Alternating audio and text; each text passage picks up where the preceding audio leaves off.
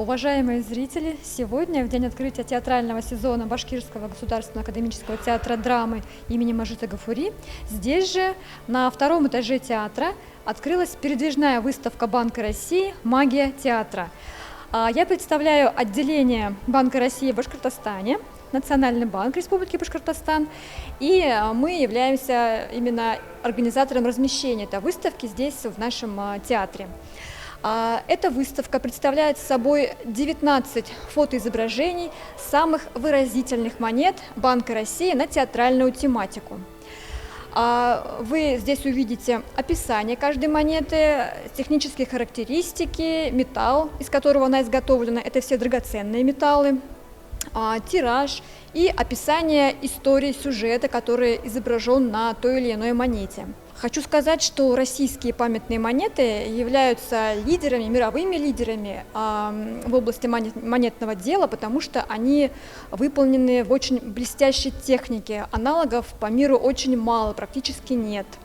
И в дополнение к тому, что вы сможете прочитать, увидеть на мольбертах, вот такие будут буклеты. Вот показываю. Будут буклеты здесь на раздаче, можете бесплатно их взять для того, чтобы спокойно дома почитать, посмотреть, и всегда была под рукой вот такая шпаргалочка, памятка про эти монеты. Также здесь есть еще одна интересная витрина, она посвящена актеру Юрию Яковлеву.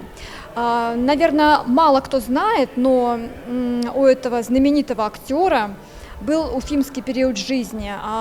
В годы Великой Отечественной войны семья Яковлевых, тогда Юра был еще подростком, ему было лет 13-14, была эвакуирована в Уфу, и Юра, сами понимаете, годы были очень тяжелые, время было тяжелое, и подросток Юра, он подрабатывал в Национальном банке курьером, возил документы из одной организации, из организации в Национальный банк.